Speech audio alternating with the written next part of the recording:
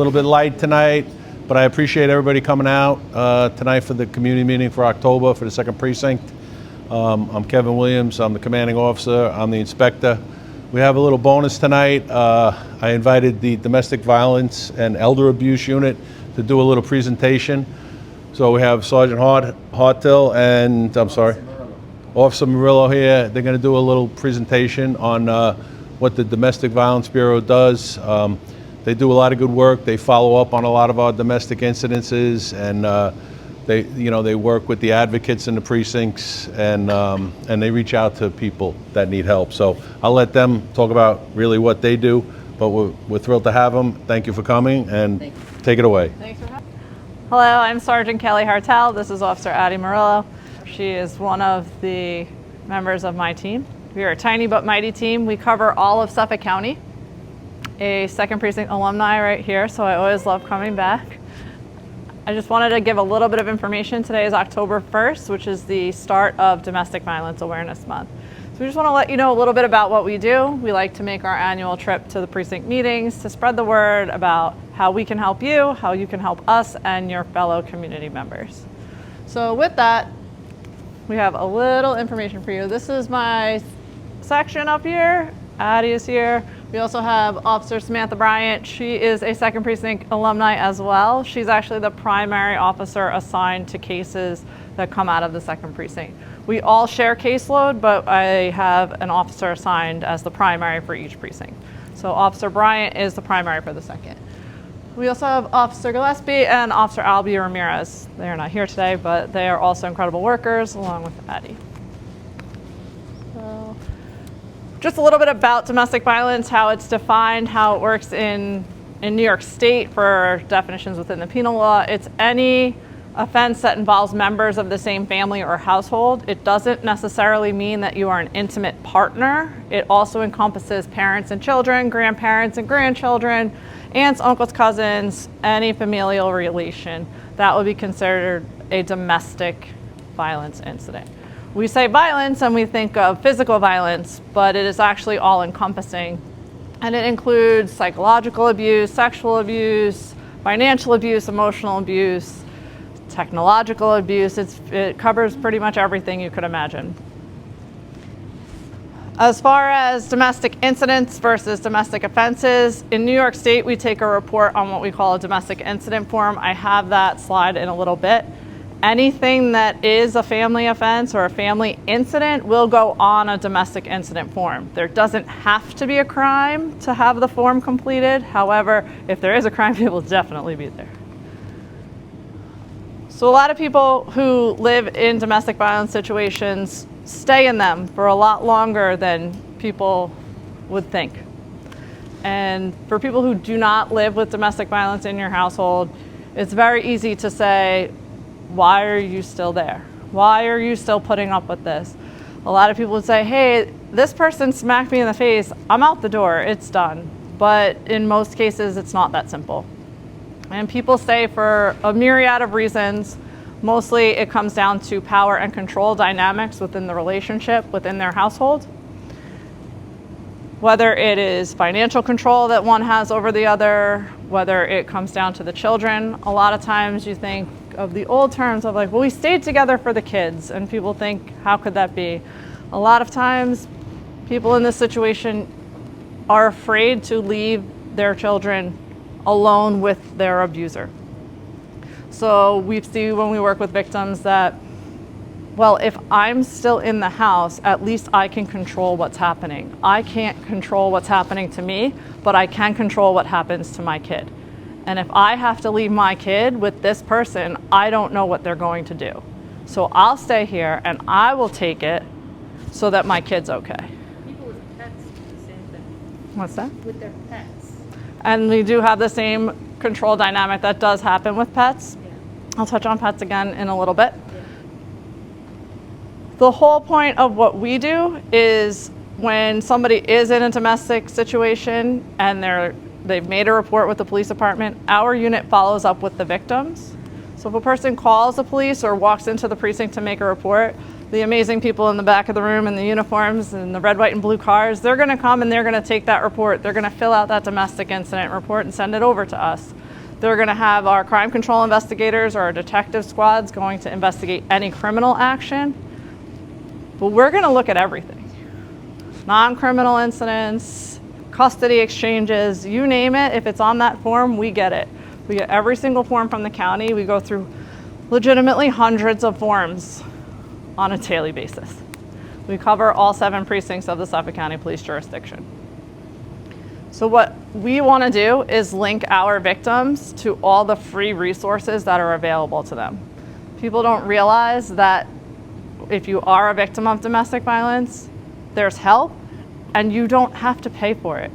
That whole financial burden of why people stay and not being able to set themselves up with a new place to live, or they may not have enough money at their one job and they need to get 2, 3, 4, whatever they need to do. The thought of having to pay for counseling on top of that, or having to pay for attorney fees and court fees and all of these things that come together, there are agencies and nonprofit groups that we work with that provide that to people for free. One of the biggest agencies that we work with and that has had advocates within our precincts for 35 years is Long Island Against Domestic Violence. They cover all 7 precincts. They may not have an advocate in the precinct every single day, but there's coverage for the precincts. So they may be in a different precinct and they can respond if needed. They also have a 24-hour hotline that will be answered. I have that number for you as well. So one other thing with domestic incidents is you can report a domestic incident anywhere in New York State. So for example, if you're on a family road trip and a domestic argument starts all the way up in Buffalo and continues that nice long 8-hour drive back down to Dix Hills, and you get to Dix Hills and you need to report everything that's been going on, we'll take the report down here. If any criminal things occurred that were not in our jurisdiction, we'll send that report up to whatever jurisdiction that occurred in. But you can make a domestic incident report anywhere in New York State. It's a 2-page report. This is what it looks like. It's very in-depth. If you ever have to make one of these reports, or anybody that you know has to make it, understand it's going to take a considerable amount of time. Officers will be with you for probably about at least a half an hour, usually about 45 minutes. They're going to ask an in-depth family history of the incident, anything that's going on in the house, important questions that they're going to ask you that you should be forthcoming with, or if there are any weapons in the house, if the person has any access to weapons, any psychological history, any drug or alcohol history. All of those questions are asked on the form. Page 2 of the form has built-in questions to take an assessment of lethality risk for the victim. Additionally, it is your statement page. So whatever happens, you're going to tell the officers the situation. They're going to write out your statement about what you told them. That is your version of everything that happened. They'll read it back with you. You can read it yourself. They'll read it to you if you can't read it. If you speak a different language, we'll have it translated for you. All of our documents are written in English, but we can translate them through bilingual officers or through our language line services. If there's anything missing from what you were telling them, any important details, maybe you didn't realize as you're calming down through the situation, oh, I forgot to tell you, I told you about the fact that they slapped me and punched me and took my phone. That was right after I woke up from them choking me. I forgot to tell you about that. You're going to want to tell them that while they're there. Anything that's missing, let them know so that they can put it in their report. We do not amend domestic incident reports. So if it's not there, it would require a whole nother report of the incident. So please be forthcoming. Tell anybody that you know that has to make that report. Tell us everything. And they'll sort it out and they'll make it make sense. People take their domestic incident reports, and while we're doing the investigation and following up on the criminal end, the victim then has to move forward with the court proceedings, and they're going to be seeking orders of protection. What you hear on TV as a restraining order, in New York State we call it an order of protection. We have refrain from orders of protection, which stipulate different acts that a person can or cannot do. And then we have stay away orders of protection, which basically means you cannot go near the protected party. If the person does that and they violate the order of protection, it is no longer on the victim to say, I want them arrested. It's no longer up to the police officers to say, oh, we won't arrest them today, it's okay. I just wanted to tell you about it. I wanted to document it, but I don't want them arrested. It's really okay. That's not the situation for us. It's a violation of a court order, and they will be arrested for that violation and whatever else happened.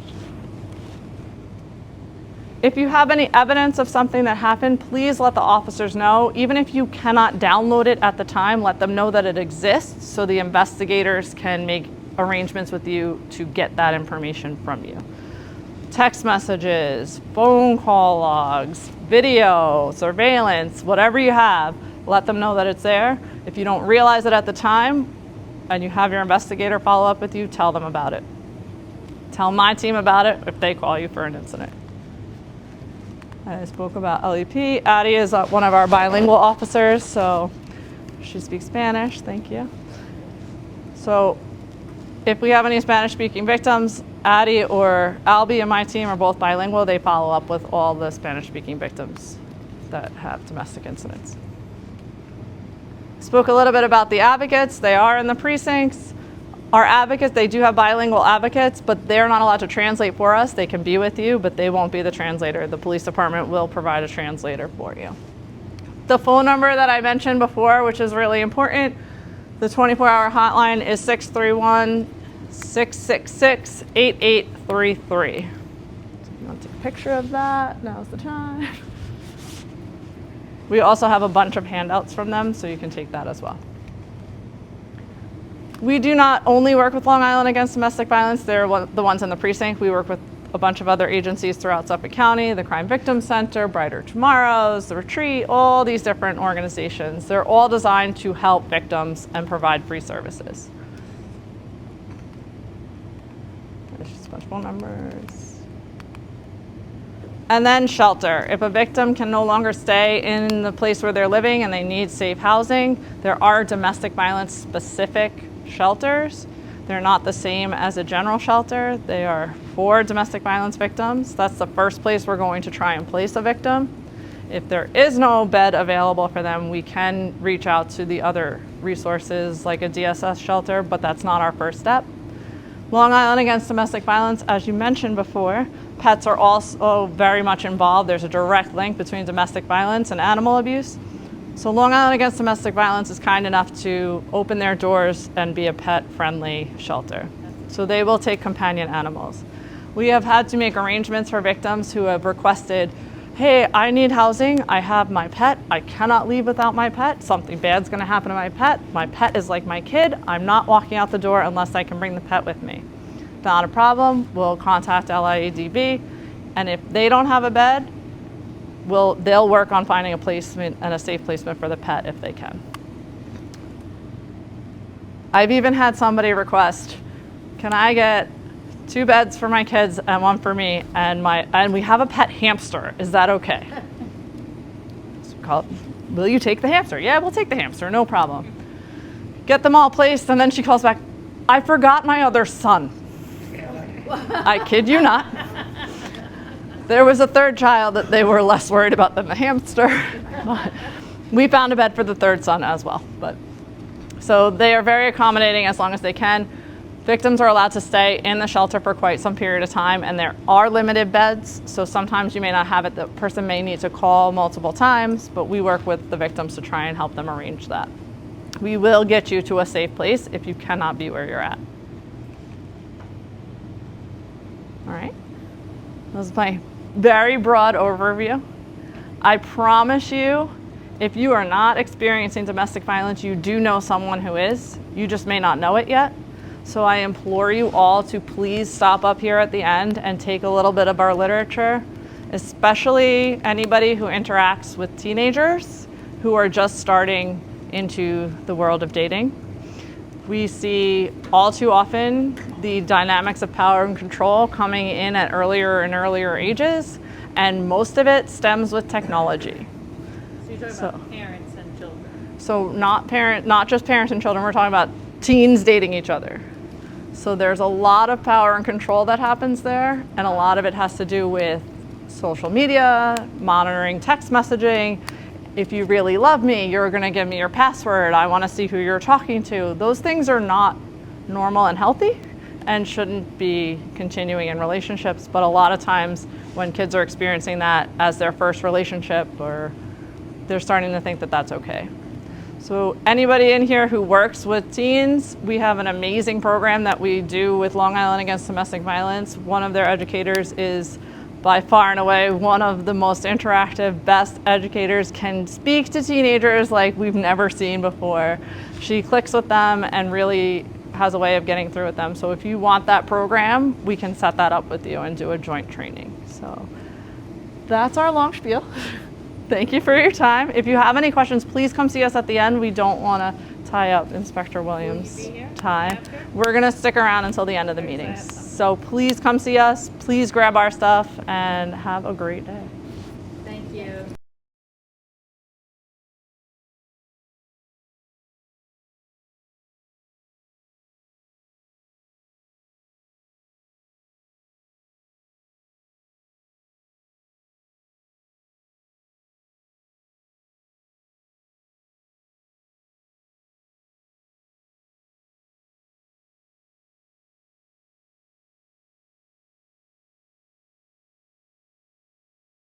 All right, I guess we can get started. For those of you who came late, I'm Inspector Williams, the commanding officer of the 2nd Precinct. Thank you for coming tonight. I hope you enjoyed the domestic violence presentation. Kelly's great. I can tell you, we've come a long way from when I first came on the police department. That form that she showed you was not in existence. I don't know when it came in, maybe 20 years ago or something, right? We used to do these little field reports. That form is really in-depth and involved, and it helps gather the evidence, and we take statements on that form. So, and you know, just having a domestic violence unit, we never had that. Now when we go to these calls, the patrol officers and the sergeants, we actually have cameras, and we take pictures of injuries and stuff, and that all goes into the packet. So we've made leaps and bounds, and thank God for that unit, because we do respond to quite a few domestic incidents. It's a big problem, and it's nice that they can follow up and help the community out. So it's a great unit, and we'll move on. Index crimes, year to date, the numbers are looking pretty good. They seem to keep going down, which is a good thing. Murder, okay, we'll talk about the incident down in Huntington in a minute, but none for the year. Robberies are down, only 11 this year, 18 last year. Assaults are down slightly, 60 this year, 72 last year. Residential burglaries, 20 as opposed to 35 last year. Commercial burglaries, 17, 39 last year. Larcenies slightly down, 1,133 as opposed to 1,245. And then vehicle thefts are also down about 54%. So those numbers are good. We're happy to report those to you. Huntington's pretty safe. We'd like to keep it that way. We'll move on to monthly index crimes. Okay, so we'll go to robberies right away. We're even on robberies from August to September. Just 2 assaults, slightly down in September from 8 to 6. Residential burglaries, we had 1 in August, we didn't have any in September. We had 5 commercial burglaries in August, 3 in September, 165 larcenies in August, 101 in September, so we're down there. And vehicle thefts, we were even.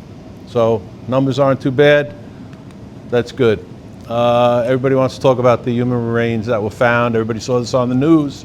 There was an unfortunate victim who was found in a suitcase. The patrol officers got the call. Possible person dumped on the side of the building there in a kind of wooded area. You really couldn't see the suitcase from the sidewalk. It's kind of overgrown. The patrol officers responded, and yes, it was confirmed there was a body in the suitcase. So the homicide squad came down, did a big investigation. I was down there with the DI. We were down there for a couple of hours. Basically, the homicide squad is still investigating this, so I can't talk too much about it, but they did locate the individual who dumped the body and charged him with the following concealment of a human corpse. So they're still doing an autopsy and I guess blood results and this and that. Really haven't charged the guy with the homicide. I'm not sure if that's going to be the case down the road or if there was another cause of death. Again, I can't get too detailed into it because homicide is still investigating it. But that's kind of the whole story behind that. It was tragic. We were at the precinct doing a little party for the captain that day. He had retired, and then me and the DI, we had to run out to that call because we don't get a lot of those, thank God.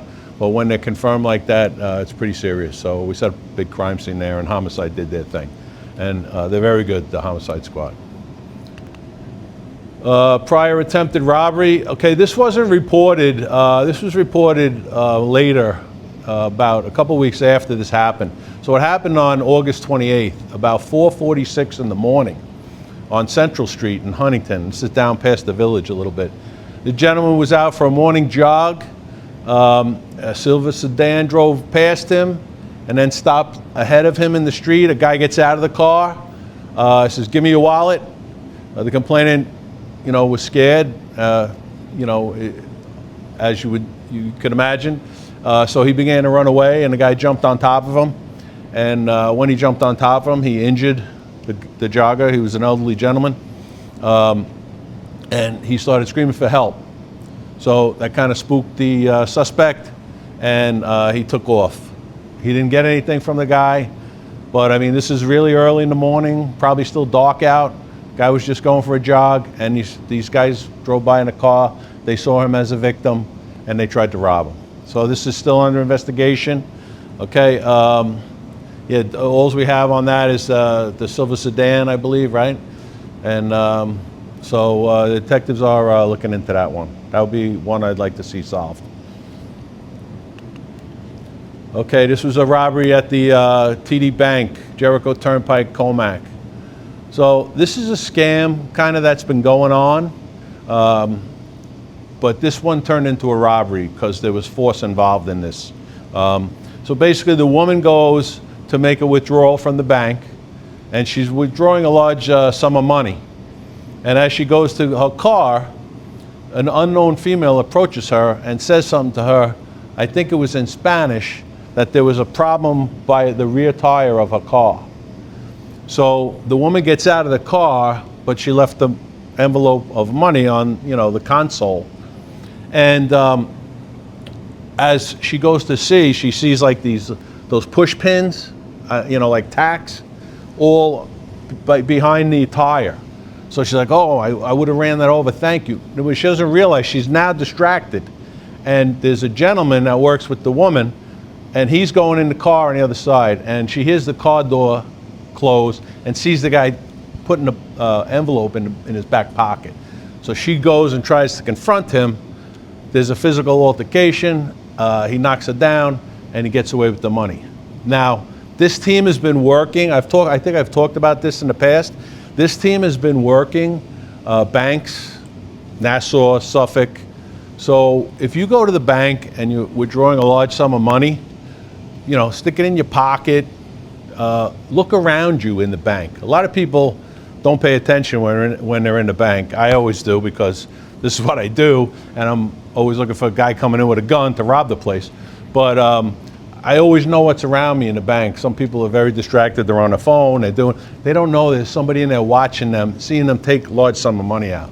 So if you're withdrawing a large sum of money, maybe go with someone else, or just take a peek around to see if someone's watching you. And by all means, if you get in the car and someone starts knocking on your window, just drive away. All right, because it's this team that's been working. It's a scam. All right, this one turned into a robbery because there was physical force, but the guy got away with the money. It's a lot of money. Wait, can you put that back for a second? Whoop, there we go. So you have a license plate number too? I'm sorry, yes, at the bottom.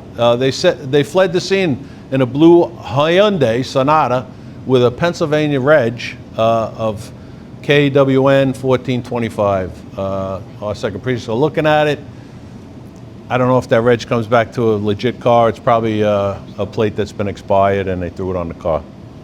But I know for a fact that they've hit other banks around. There was one in Northport This one was in Comac. There was one down in Northport, like almost on the border of the village there. Somewhere else too, but they've done this quite a few times. So just pay attention. That one's closed now? Okay, I didn't know that. This was another robbery first on Monday the 23rd, 1:19 in the afternoon on the LIE South Service Road. This is, there's an office building over there. The complainant reports he parked his vehicle, he was heading into work when an unknown suspect armed with a black handgun approached him in the parking lot and he demanded his Rolex watch and his wallet. The suspect jumped into a passenger side of a white Mercedes, so he had a getaway driver, and fled eastbound on the South Service Road. The complainant mentioned that he stopped at the, Valero, the coffee place. There's a coffee place there, and it's like his routine every day. So I don't know if the guy was in there and he saw the Rolex. I don't know how this guy knew he had a Rolex. But sometimes, again, be aware of your surroundings. Make sure you're paying attention if you see anybody. I mean, I guess if you wear a Rolex, you have to worry. I wouldn't know about that, but I mean, it's a very expensive watch, and if you're out there and people see it, sometimes you're going to run across someone who's going to try and take it from you because it's a big score if they get it. So this was a robbery over there in Melville. I talked about these in August. These were 2 burglaries that occurred at the churches. If you were at the last meeting, you'll know. St. Patrick's and I think St. Francis in Greenlawn, the next one. I put this up there to let you know that we caught the guy. Okay, he had done another one in Kings Park and somewhere else too. We knew who we were looking for, we just had trouble locating him, but they finally found him and he's been charged with all these burglaries. That was St. Pat's down in the village, and then St. Francis of Assisi, clay pits in Greenlawn. He hit them both. Yeah, nice job by the, yep. Okay, this is a recent burglary. Friday, it happened between the 6th and the 11th. I guess people must have went away. An unknown suspect damaged a glass door and several windows to his auto shop. Okay, this is on Step-Par Place in Huntington Station. And the suspect damaged several vehicles while he was inside there. I don't know if this is an ex-employee type of thing. I'm not really sure what this was all about. This was a recent burglary, the 28th, a couple of days ago, 1 o'clock in the morning. Officers responded to alarm at Cardboard Memories on Jericho Turnpike in Comac. That's like in the Pepper Tree Commons. I don't know if you're familiar with that. But so these complainant reports, unknown suspect broke through the wall of his business. So a lot of these strip malls have like a utility room, and unfortunately a lot of times they don't lock it. So if they get into that utility room, whatever's adjacent to that, if they go through the wall, they get into the adjoining business. So what happened in this case is they made it through the wall, but then the alarm went off. So I guess they got spooked, which is good. And they did cut some cables to the camera system, so they damaged property while inside there. But this was a recent burglary that happened. Unfortunately, we didn't get there in time this time to catch them. So that's under investigation.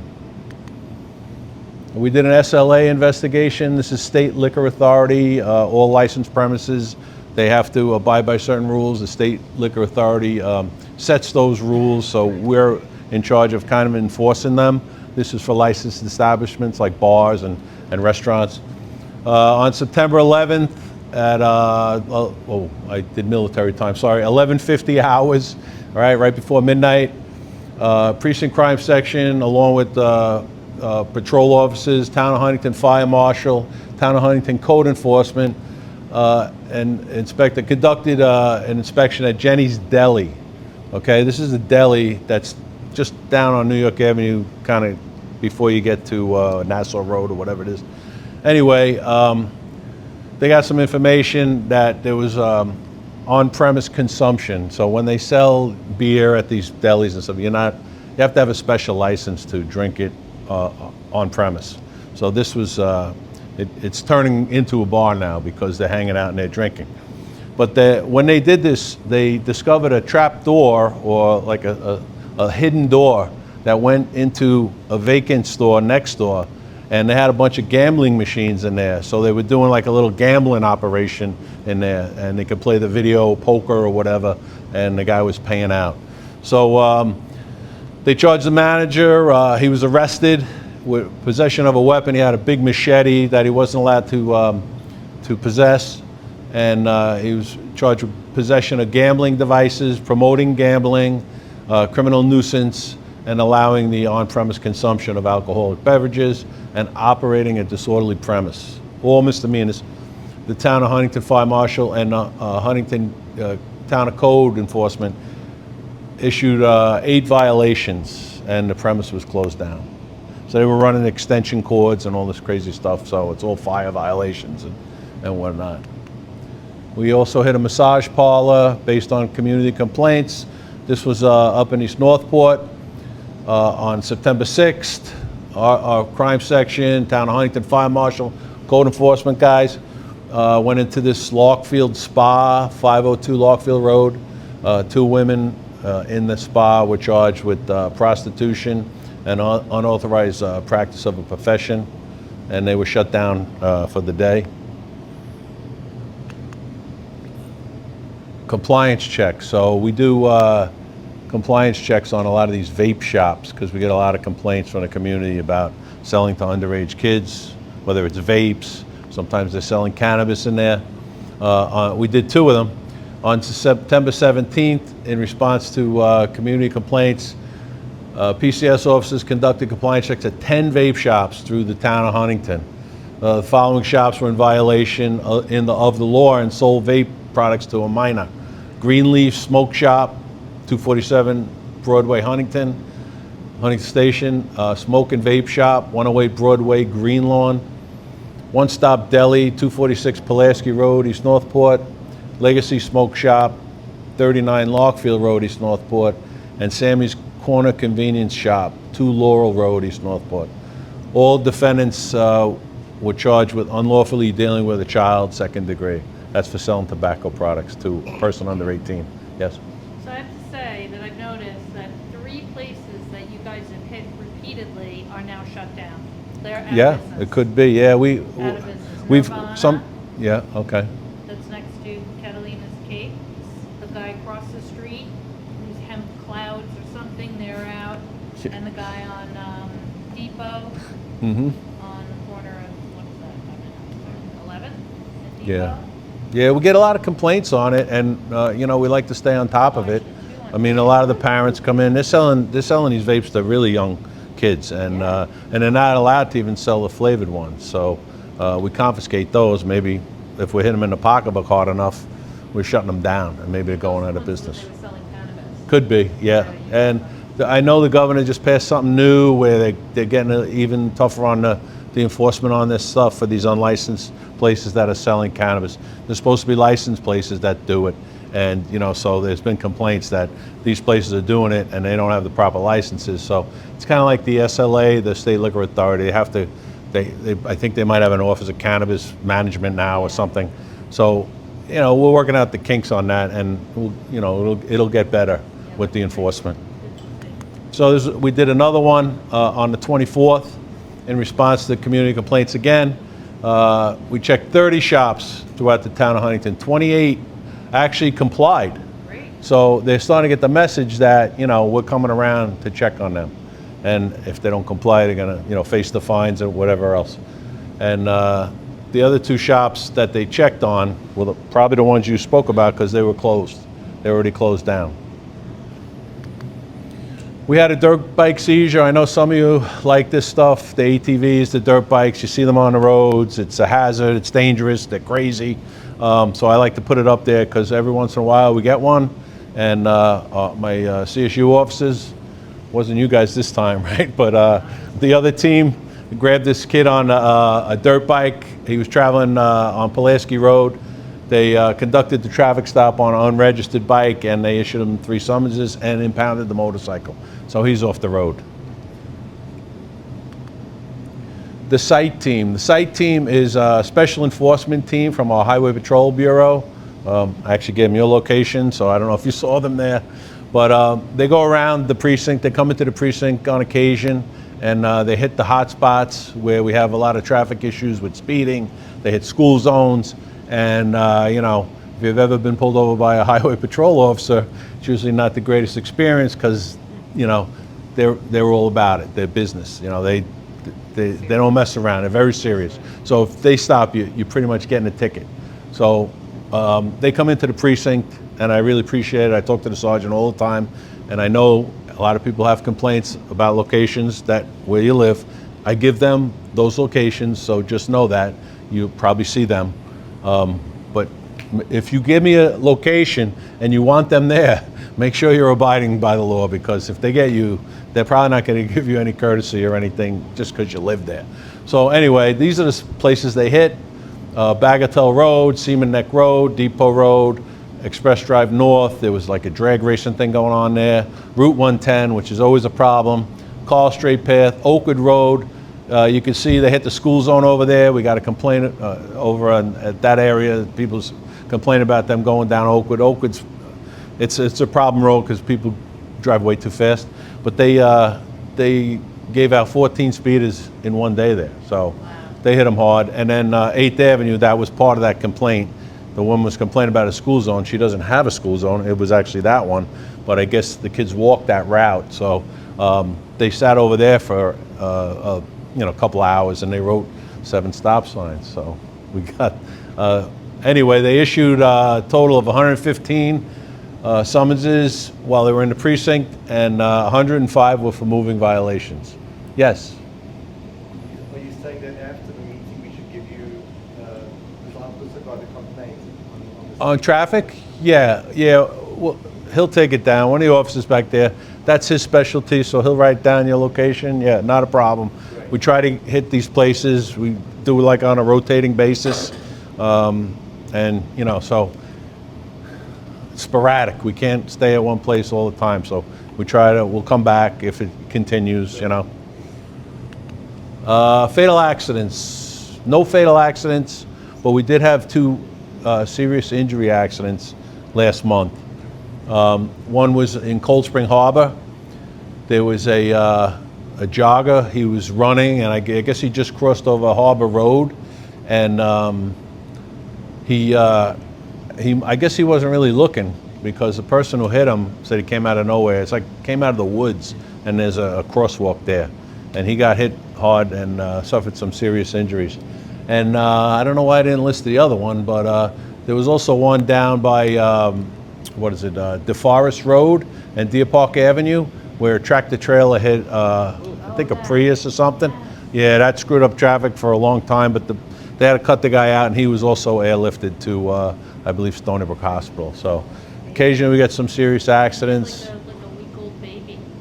In the car that time? No, the victim. Had an infant. Yeah. This guy who was a jogger, I think he worked at the lab over there, so he was from like out of state, and he was just doing a run. But that's a really busy road there. You know, you really kind of have to, if you're jogging, you gotta go. So maybe it was dark. Nobody saw him. I don't know. But anyway, no fatals, but a couple of serious injuries. So, you know, put down your phone when you're driving, whatever. Okay, here's some arrests for the precinct for the month of September. Felonies 18, misdemeanors 88, assault arrest 6. 1 gang member this month was arrested, an MS-13 gang member. And we have a anti-crime gang team. They didn't just arrest 1 person. They arrested actually 15 other people, but they weren't gang members. Just throwing that out there, because they're out there, and our anti-crime team and our gang guys are phenomenal. So they really do a great job. But this month, a little short on a gang member. So I don't know, maybe they're doing such a good job. These guys aren't committing crimes. the corky on board. Yeah. Oh, you did. Thank you, Kenny. So what are the other arrests? Like, can you give us some scenarios of what those? Warrants, drugs. Yeah. It's a lot to filter through to put it. So normally I'll list all the gang members and maybe a charge with them, but since we didn't have that many, they do other stuff, you know, and they do drugs, they do warrants, they do false personation when you lie to them about your name and stuff like that. They're interviewing a lot of people. They do a lot of stops and interviews. So they're out there really doing their job, putting the pressure on, trying to suppress the gang activity. Doing a good job. Drug-related arrests, 8, and DWIs, 8.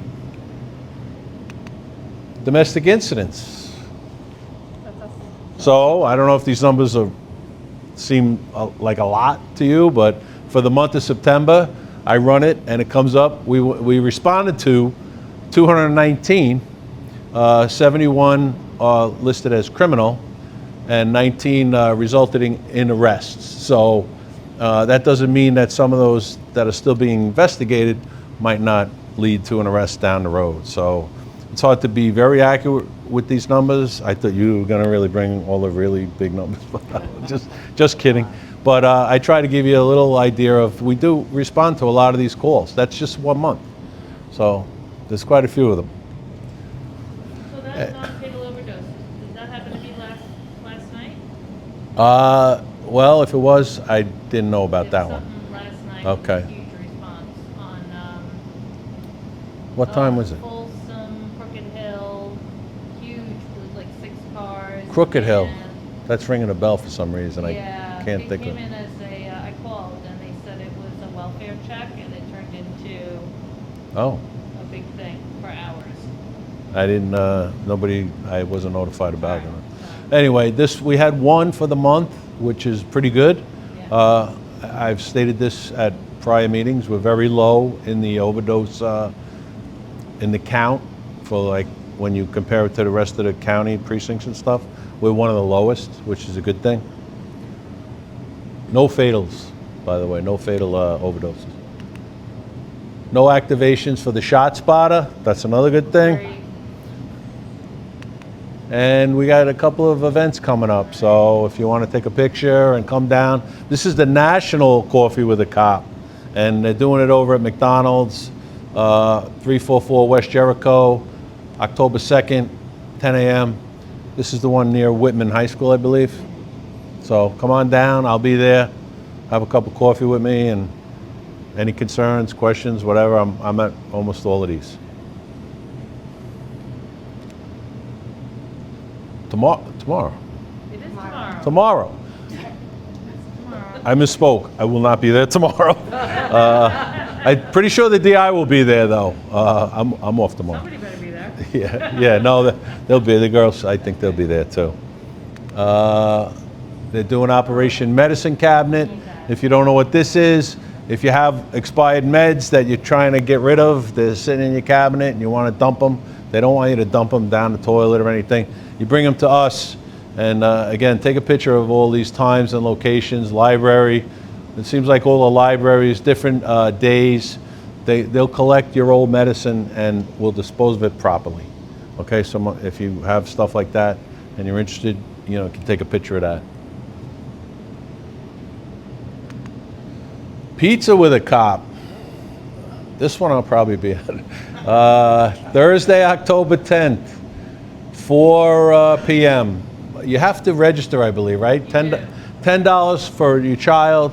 They let them make pizza and stuff. It's really good. So if you got grandkids or, a young child and you want to bring them down, just take a picture of this. You have to notify Alyssa. You can email her just to register. You can call that number also, and that's on October 10th.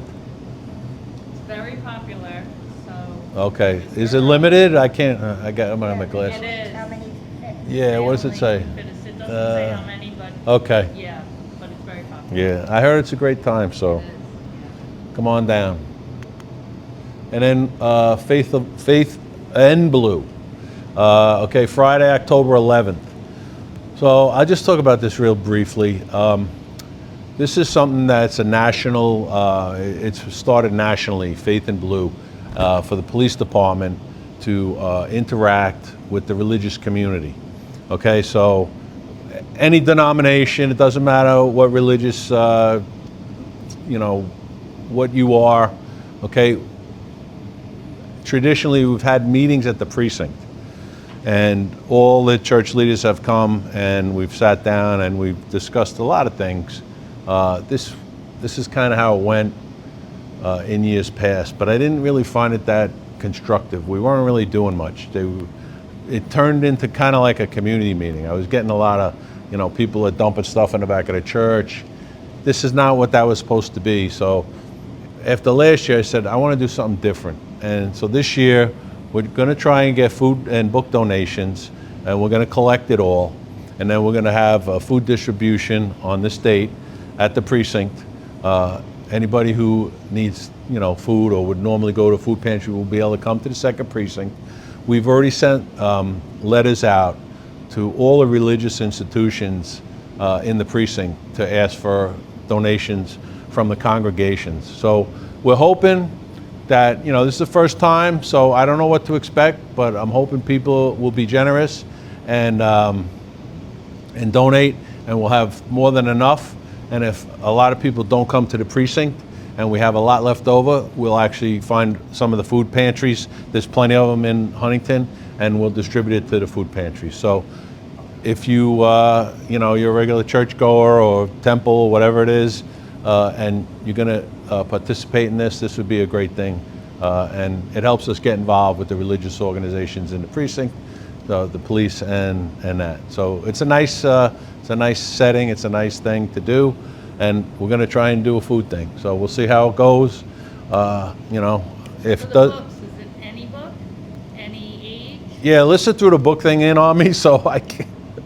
Yeah, I would say any old books you have. Kids' books probably really good, you know, that kind of thing. Yeah, I Post originally for just. any books. What's that? If we put a post for any books, you're gonna end up with, Let me Books. clarify with Alyssa, because when she gave me this, I'm like, wait, books? We're doing books too? So I really originally just was going to do food because I wanted to be able to help people that maybe don't have enough food, you know. Yeah, So yeah. that was the idea I had, Come to and then the she books, threw the book yeah. thing in there on me. So she kind of threw me a curveball, but I'll clarify. I'll get back to you on that. Okay. Then you're going to post it, okay? You could post it. Yes. Drop off food at the precinct? Yes, we're going to collect it before. We'll, or you could bring it to the precinct, we'll take it. But I think all the congregations are collecting it, and then they're going to bring it to us. Okay, and then we're going to hand it out on that day. I'm a little closer to it. Bring it to the precinct, yeah, just tell them this is for the Faith in Blue, and if you want to donate, that would be great. We'll take it, that'd be wonderful. These are just reminders, you know, a lot of cars get taken because people leave the keys in them, and just, you know, even if you're home, sometimes you should lock the front door, don't always leave it open. We've had people wander into houses here and there. This just helps us a little because we get so many larcenies throughout, you know, the month and the year. These are just some reminders.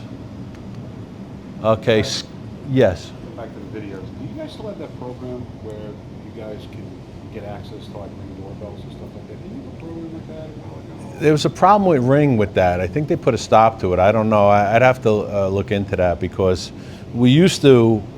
Last year. Yeah, well, now we have the body camera that collects evidence.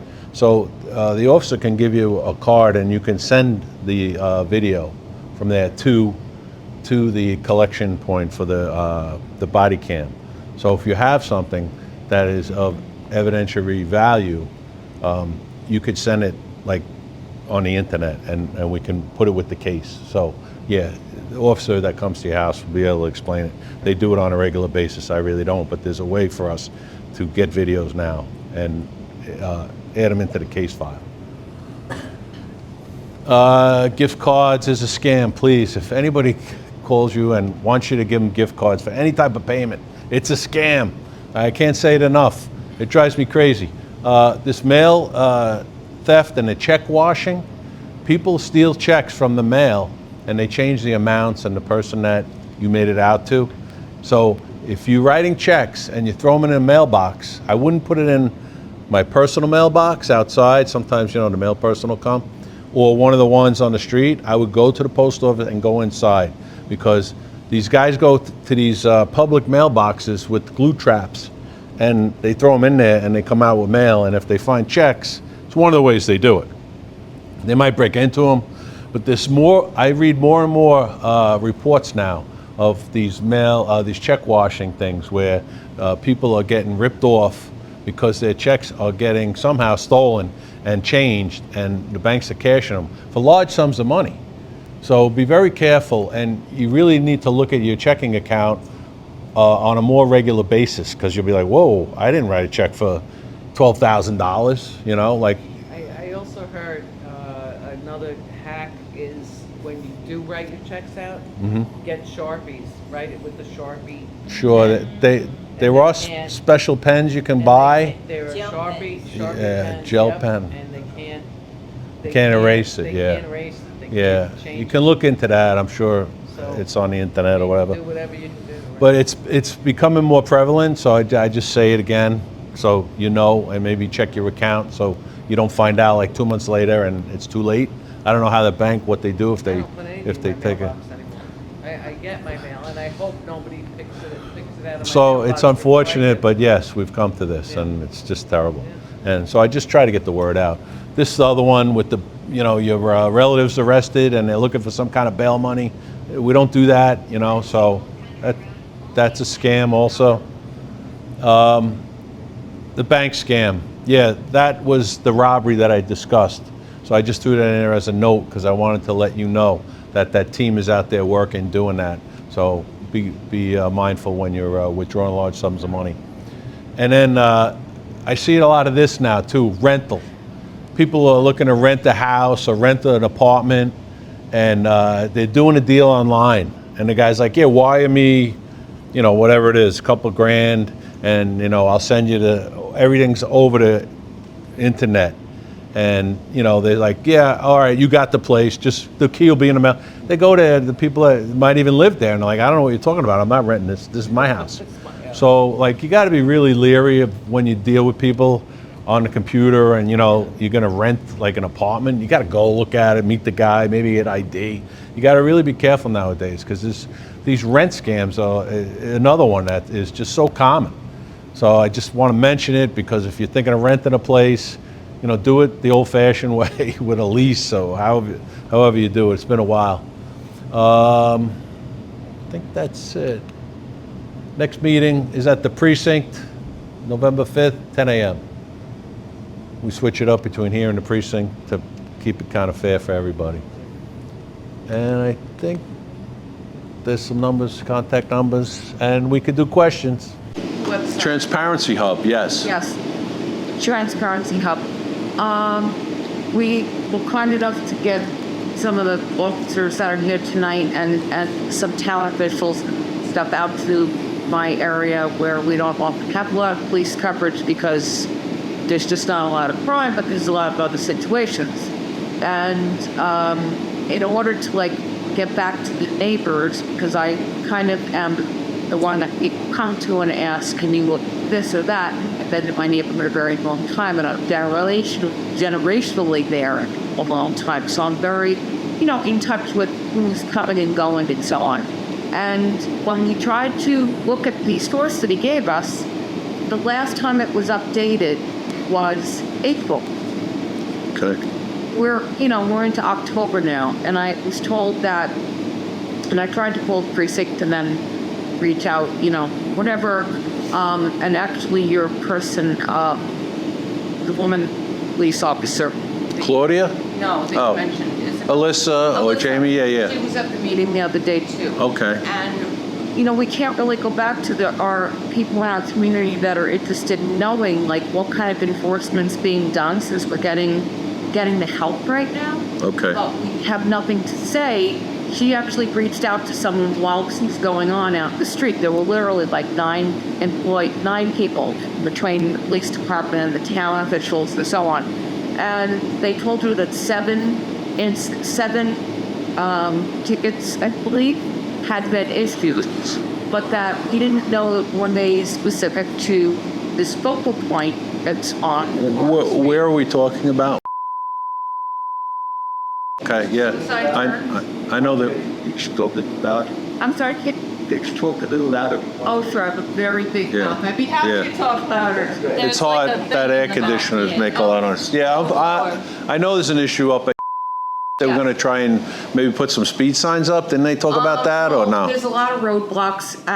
They won't, it's, traffic and safety director was in fact there. Okay. And there are 20 reasons apparently that you can't put stop signs there. Okay. His, you know, he knows, he seems to have reasons. Okay. It's not as simple as it seems, and that's what the neighborhood really wants. We're looking to take the wind out of people's sails when they're on that road because Okay. it's long, winding. Yeah, no, line. I'm familiar with it, yeah. And it's a great place to drive fast, and Okay. no one sees you. So, Okay. anyway, but the report is not up to date. Is there any other way, like, that we can find out what the status is? Because I had just seen a police officer on the road that's attached to ours, sitting there looking to get people who are blowing through the stop sign, which is a great thing too, but it happens to not be what this big party of people are trying to help us with. And so how do I know? Well, I think, well, are you looking at the crash report, the crash data report? No, Is that what the you? ticketing. The summons, It's not up to date. the vehicle But stops. apparently it's, the information's available, but Yeah, it's pretty general as far as, I mean, it gives you a number of stops and it gives you whether a ticket was written. It's, you know, I don't know if it's certain locations, but it doesn't tell you what the specific ticket is for, right? Is that what you're looking for, or? basically, when we did look into it in the past, I actually went out to Yaphank, and they gave us, like, there were 92 accidents over a long period of time, but 92 is a big number. How long a period of time? Because that is a big number. It's a huge period of time. It's like 10 years, are you talking, or? Easily. Oh, 10, okay. 15 years. All right, well then, yeah. And those are the ones that got caught, because there's a lot of hit and run. Sure, okay. Yeah, it's a windy road, I get it, yeah. So, and it didn't appear that way the other day when all these people were present. It was like they actually were thinking, this isn't so bad right here. Yeah. And, A lot of it is time and place, you know, I mean, I'm sure it's busier certain Yes, times of the day than bottom line others. is that on what was presented out in Yaphank, it actually does, like, it actually has the names. So the Okay. question simply is, how do we access where the report is written? Because we don't know that we're getting what we're asking for, which is a little police attention on this very short stretch on that road. So you're saying it hasn't been updated since April? Correct. I'll have to look at that. They're saying it's Yeah. being done quarterly. Yes, A it usually, quarterly yeah. is not, you know, the middle of April. Yeah, we're in and October, I get it. Not able to go back to your community and say, you know, all these people showed up, these are the statistics, and they want to know, like, are we getting police support or aren't we? We see them coming through, or, which is very Yeah. helpful. Yep. But that's really, that's a big deal to. So you want specific numbers, yeah. We'll see, I'll see if, And she was able to call right on the spot and find out. okay. There were seven. Yeah, they have analysts out there that they can run all that, you Yeah. know, that The data. other thing is, in regard to this meeting and getting more people informed about it, if you don't have an issue, you're not necessarily aware that this even exists. Like, if you start reaching out and then, you know, you call the police department or the bus company, you know, and you start complaining, and then they tell you if this exists. But in the meantime, maybe it's possible that you could get this put on the calendar at, like, all the libraries, because that at least goes out to every household, and parents that are interested in what's happening publicly, and even, like, this very crucial information about the domestic violence and everything. You're such a facility for our local our libraries to be able to spread the word for you. Just, my question is, how are you getting notifications from the library? They send you stuff, or? The library, every library sends Send you a out, like, newsletter every month. Oh, okay. It is on this. It's on the calendar for this district. It is on there? Okay. if you, like, But maybe not they could your give you a little district. extra, like, boost or something. Yeah, I know we do Instagram, we do Twitter. I know Huntington Matters does it for us. A lot of the generationary, there's a lot of people who don't go online still. We Okay. can, You know, and Yeah. the paper is the way for them still. You know, people that are over 60 something, not everyone has adjusted. They're still reading newspapers and books, and they need paper resource. Like at the libraries, when you walk in and those takeaway sheets are there at the door that tells you all the programs for adults and children. right, which the libraries will only do it for the programming that's How did you in find out about the their meeting? district. I So understand, this but this school district- department is in their district. Library? No, I understand, Oh, but no the kidding. meeting Okay. itself is Okay. in this district. Just, Yeah. hold on one second. I just want to see, do you have any questions for domestic violence officers? Because, I don't know, you guys want to go, or No, you can vote anybody have questions for them? I do, but after. later. You want, oh, okay. Here was fixed. You good? I was trying to get you out of here. Okay, next, go ahead. Just want to know what, if you can give us an update of what's going on with the people that are living in What, Hamlet? These hills?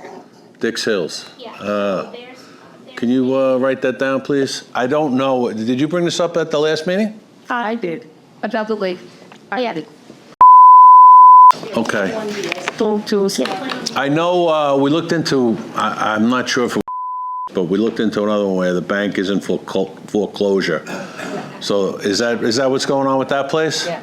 And there's people living there? that they're just living there. Is that they? Yeah, well, once it goes through foreclosure, you know, the bank has to, they have to come and sign affidavits for us to actually get those people out of there.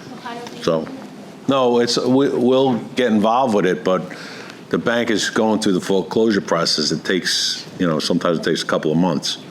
And then eventually when they actually are the owner of the property, then they can come to us, or we can go to them and say, hey, will you give us an affidavit for trespass, and then we can get those people out. It takes time. I have to look at the specific address. It might be that might be the one, I don't know. Yeah, the deputy Harris from Debbie Harris, yeah, she called me. working on it. Yeah, I did actually. I think I spoke to her on this one. Yeah. So it's a long process with the bank before we can really get involved. So just be patient, because we've been through a lot of these where the squatters are in there, and we eventually get them out. But it's a whole process. The whole foreclosure thing has to go through, and then we're able to, once the bank is the declared owner, then we can get involved with them, and they will hopefully give us an affidavit, then we can get the people to clear out. So it just takes time. How long has it been going on for? Why? About a year and a half. That long, yeah, yeah. April, actually. Ace, what's the number? The Okay. deputy inspector was very familiar. At the last Yeah, meeting, yes, he knew about yeah, it. yeah. She's asking about these parties that they're having. Parties. Oh, okay. People come. The entire street is blocked with cars, and they make Okay. a mess out of the street, like with chicken bones and cups. It's Okay. Have you called? You've called 911, right? Yeah, the scheme. They did? Okay, all right. It's just. The only thing they could do was the noise ordinance. Yes, yeah. I'll look into it with our plainclothes guys. They do that. So, I'm sorry? The code enforcer for the township, he went out there and he fined them for the night. Okay. There's not much more we could do. Yeah, we had to get them out of there. It's just a long process. It's a legal process. It just takes time. I know it seems like a long time, but it does take a long time with all this, with the whole foreclosure thing. Nice, peaceful street, and like it's such a Christian. All right, I'm glad you brought it up again. I'll look into where we're at with it, because I know they're working on it. Okay, I definitely talked to the lieutenant about it. He gave me an update on it. So, but the delay process has to do with the bank and property owner thing. So, not really. I mean, you're better off not really getting involved with these people. It sounds like, you know, it could be a dangerous situation. Don't just call the police when they're having parties. We'll come down there and we'll do what we can. Yeah, yeah. Okay. Yes, sir.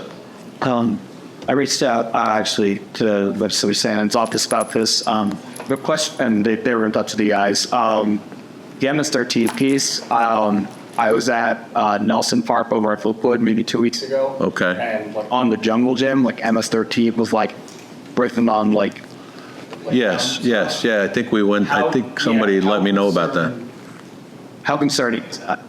Like, obviously. Well, we have a MS-13. We definitely have gang members here in Huntington Station, you know, and we monitor them on a regular basis. That's what I was talking about earlier with my anti-crime/gang team. That's what they do. So they're very familiar with all the players. And again, I can't give them enough credit. They're very, they're tuned in, you know. So just know that we're on top of it. I would say. I'm very confident in those particular officers. They're doing a heck of a job out there. They really are. I would just like to say, I'd just like to say thank you to you, the whole Suffolk County. Thanks. The COPE unit. We're trying. For what's been going on at CVS and community market both. Yeah, I know. Been going back and forth, back to forth. Yeah. I know you've been called numerous times. I just want to say I thank you for the response that you give us. Okay? Yeah. You're doing a great job. Thanks. I hope you just keep on doing what you're doing, but we need even a little bit more than what we're getting. We're working on some stuff, you know. That, people are outside, they feed all over, doing this, doing that. I got little kids there. They don't Sure. need to see this. I know. I'm up in age now. There's really not much that I could do. No, I know. So many calls that I can make, and that's it. We were by the other day, and they saw us in the car, you know, and they're like, they were on the sidewalk, so there's not a lot we could do. And they're like, oh, we're on the sidewalk. So it's frustrating for me because, you know, they're on the sidewalk. We really can't chase them out of there. That's the problem. If they're on private property, that's a different story. You know, we've been up there, we're trying. Oh, yeah. I give these guys all the credit. They're up there constantly, you know, and There is that one problem when you go into their parking lot. There's like that wall right there. that little wall, yeah, Cement that's, wall. I saw them there, That yeah. belongs to the other house. Yeah, Okay, that is private property. I saw them, CVS is on the end. That is private property. yeah. So they could either be written up, locked up, instead of just sitting there, because they see the patrol cars come there, and they turn around and they laugh. You know, you guys pull in, you do a great job. I'm not saying nothing against that, but it's just, you know, it's like they have our number, you know. I know. Everything that you try to do, they're doing it, just going one step further. But on that end, if something could be done with the ones that are sitting right on that edge, that'll break it up a little bit. Yeah, You know, okay. and I also had Dino from CBS. He's been going on and on. He said, that is our property. I said, well, you have to do something about it. We have affidavits from him. We have made a few arrests over there for trespassing. We have. You know, they were out the next day. It's frustrating. So, but I mean, we're not opposed to doing that, especially if we have a guy that, you know, is being belligerent and whatever. Right. And we've spoken to him numerous times for not being on private property. So we're not afraid to have to do that if we have to. So Yeah. We have, there's one gentleman that's there. His name, he's in a wheelchair. okay. My heart went out for him in the beginning, but over the last 2 years, I've been watching this. Yeah. This guy urinates, okay? He's been taken care of by Suffolk County already. Okay. I haven't What have we done with him? I haven't seen I've talked him. to Peggy many times. You guys familiar with him? You know, Okay. We want to talk about issues regarding cab drivers and how it could affect like our community. Oh. So first, like there is like a few illegal cab companies, and Okay. it's not fair since that it is unfair that some taxi companies are trying to pass as legal companies when they're not. They aren't going through the same process as we did to follow all the rules and regulations and policies that are needed to run a legit business and to ensure safety in our community. And there are some drivers without insurance and licenses, which is, we all need to make a living, and to be honest, as a part of this community, it will affect each other. These cab companies are putting everyone at risk. They are paying, so like the owner of this like not legit cab company Okay. is charging them $70 a week to like borrow a car and like start driving around and pick up people, you know. I've heard of the illegal company. And then, they don't even check if they have licenses or anything, right? And then we heard that like they drink. Like I've seen it. They have like a Corona, like on Okay. the driver's Yeah, side, it's like, not really. good. And then they have like their license plate. It's like from a whole different state, and like what if it's not like legit or something? Okay. And like So where are they operating, in the Huntington Station area? And let me just ask you this. I'm sorry, I just want to clarify some stuff. Are you a legal cab company? yes. And you have a license from the town, I assume? Yeah. That's how it works, right? So, Yeah, like Dad has his cab company, and like to know like the cab is legit, it's supposed Yeah. to say taxi on the bottom. I kind of understand some of the rules, Yeah. but it's not, And like we had spoken with the town, but there's Right. only like so much they could do. what did they tell you? Because it's more in their realm, but, Ha ido como al tren, le fue el ticket, pero como no anda ni licencia ni pasaporte, no puede hacer nada porque no se presentan. So like, all right, so you know how if you are a taxi driver, you could go to the train station because you have your permit and all that? yes. They will just show up and then a cop will give them a ticket, but they won't show up to court because they don't have a license or Well. passport. So it's like, it's not that.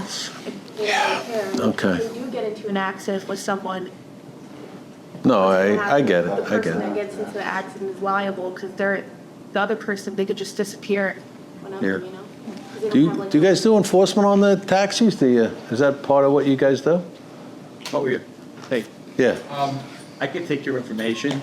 I know code enforcement has done that type of enforcement with the illegal taxi cab companies, especially over by Huntington train station. Yeah. So just give me the location, maybe names of like the companies. There's like a lot of them and they. Okay. like, operate If come from speak to me home. after the meeting, I'll take the information, make sure the right people get it. Okay. Okay? yeah, I think it's more of a town issue, but I mean, we're not opposed to writing summonses to anybody who's not registered or if their license plate or there's any kind of vehicle and traffic stuff, we could do that. But as far as, operating an illegal taxi business, I think that's more of a town thing, I wonder if that ties into what I, It might. Oh, yeah. Where are they they mostly hang out where? At the train station? they were, first time I saw them, they were out in Comac, Home Depot. But last week I saw them down in the village, at the Home Depot on They'll North just Avenue. station in the parking lot, like Seikeya's. It was somewhere else. I saw Oh, one. by the church? Really? Yeah, they just park their cars there, station, wait till someone calls. Out-of-state plates, you're saying? Yeah, or like, they drive to your Prius. Oh, they're all Priuses? Yeah. All of them? That's most of them. Most of them. Some are That's probably what you're talking about, yeah. That's right. Yeah, okay, yeah. The only reason it'd be Jersey is the insurance. Yeah, okay. All right, yeah, they're not supposed to be, They're not driving- you gotta have a permit, as far as I know, right, to operate a cab in the town of Huntington?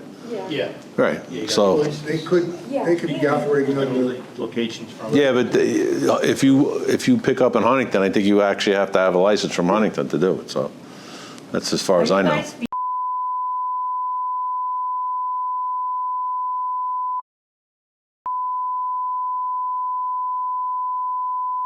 Complaints, the same thing. Yeah. Same thing. And they're legit and all that, and same thing. Yeah, the thing is, like, they're not legit, and like I have heard that they got into like some accidents and they went because, these. Yeah, no, I understand what you're saying completely. They're yeah. supposed to have special insurance and all that. Hace más un año me choqué, cuando de ellos So hace one of un them, año, a year ago, chocó con uno de los taxis míos, lo got into destruyó, an accident with my father, one of his drivers, pero no tenía licencia. but he didn't have any license or anything. Yeah, okay. So my dad ended up like getting, Did we respond to that? No, porque no fue la pelea en Norfolk. No, it was the Northport police. Oh, okay. They didn't write tickets to them, or? They should have. Sí, le hicieron ticket. Oh, they did, okay, yeah. I mean, any accident, everybody has to have the proper paperwork, so I don't see an issue. Hopefully the town can help you a little more, but I mean, our guys aren't opposed to enforcing the law if they're violating it, so we'll see. All right? Yes?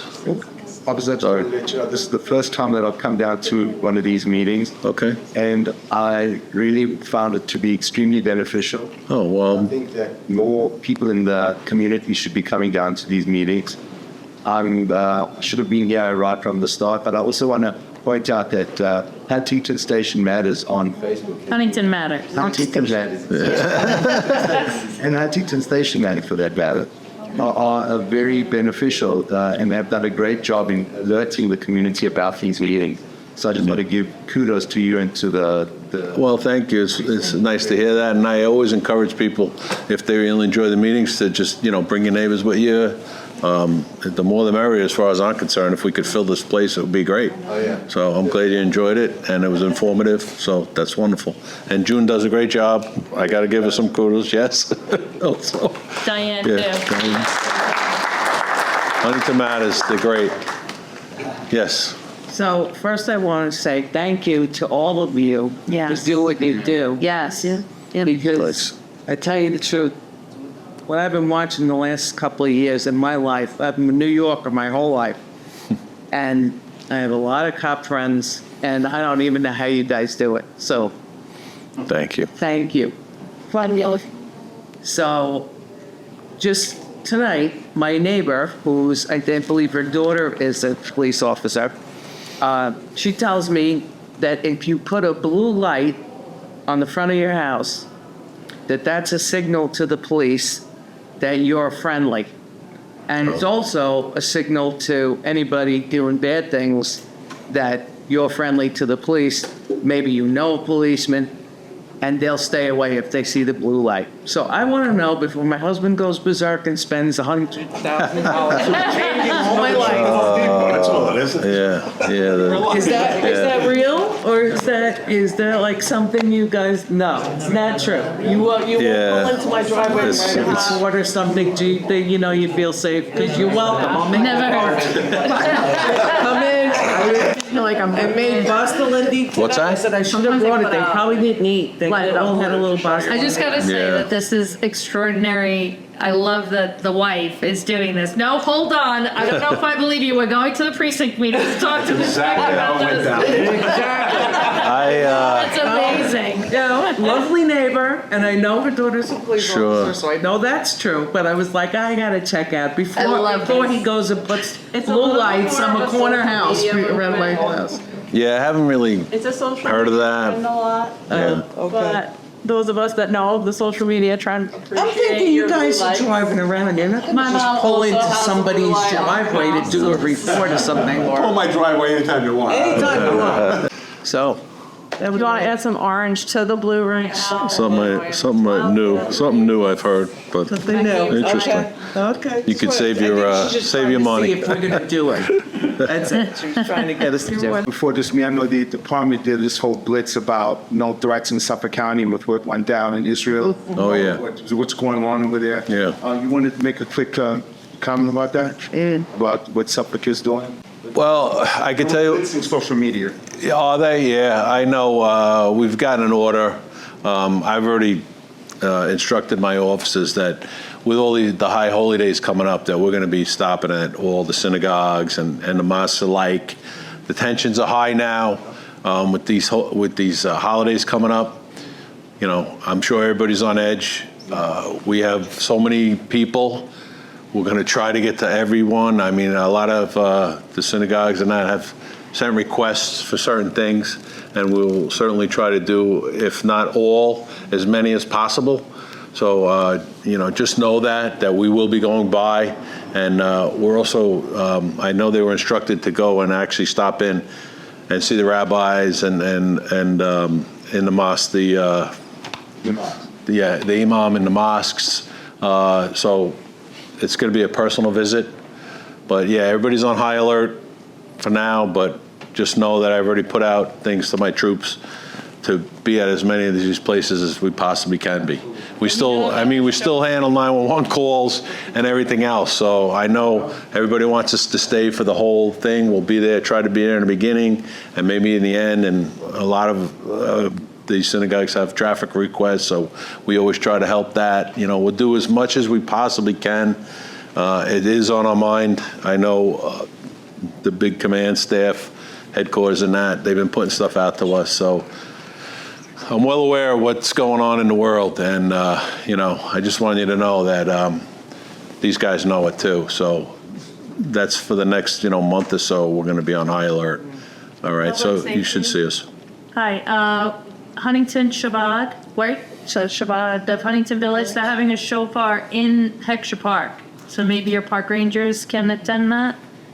It's inside the park where they're gonna blow the, I'm not, Yeah. We usually cover that, we call that create. Yeah, just to make sure that in case they didn't reach out. They usually send letters. I get a lot of letters. I got Okay, so good. many. With everything is on the schedule. Yes. The blue light, according to AI on Google, a blue porch light is a way to show support for police responders and first responders. There you go. It became popular in the United States as part of the Light the Night campaign. So it is real. Light the night. All right. There you go.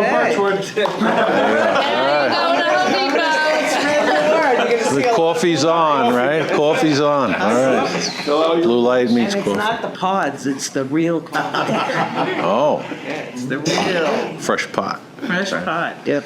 All right. Yes.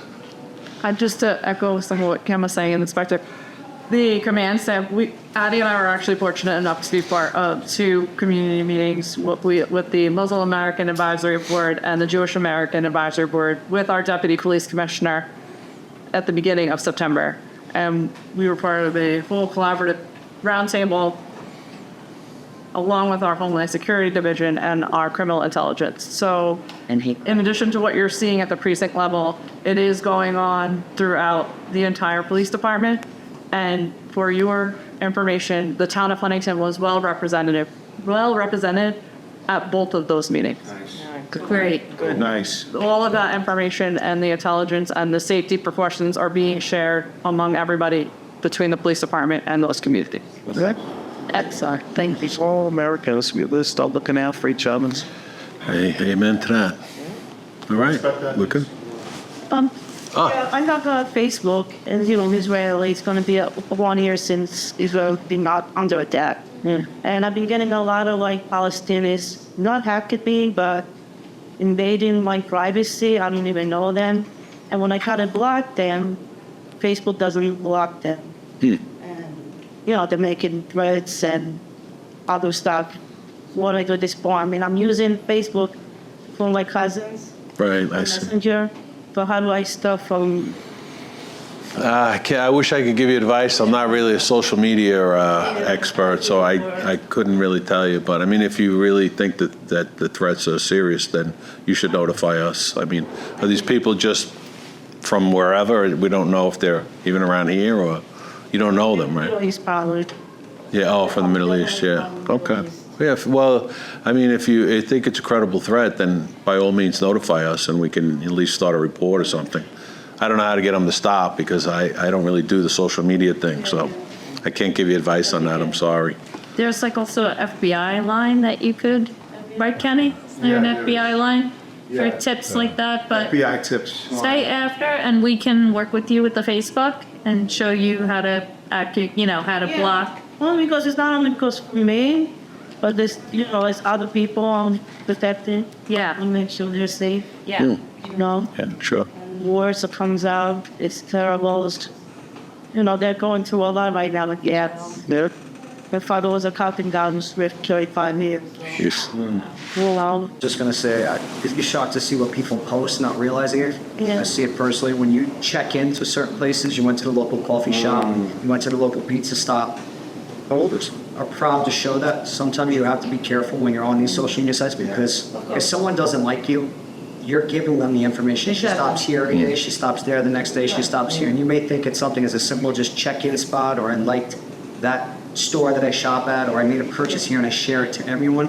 You're telling people your information. Any app that you download that's free, they're free because you're actually, when you sign that thing, we all do it. I agree, you don't read anything. Yeah. What it's actually saying is, I can use your information, give it to the next company, and that's why you get the marketing advice. How did they know that I just Googled, what the local shop is selling? So you have to be wary about that when it comes to your social media, what you're posting. Keep it very generic.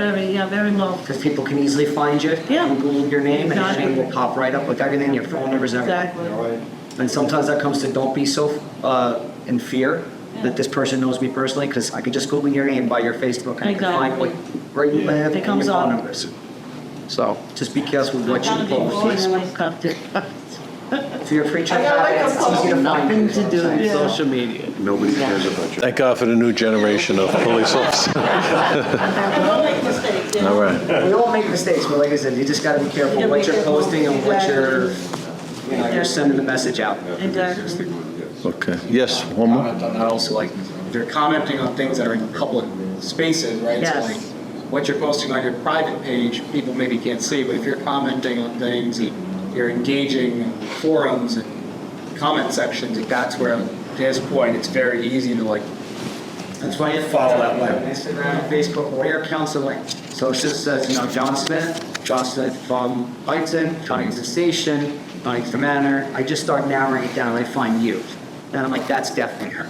And that's how easily it is to find you and say, you know what, keep posting about Israel, keep posting about this, and I'm coming to your house. I don't really know exactly where you have, if I know something too scary, because we know what kind of we have scams too. Send a picture of your house.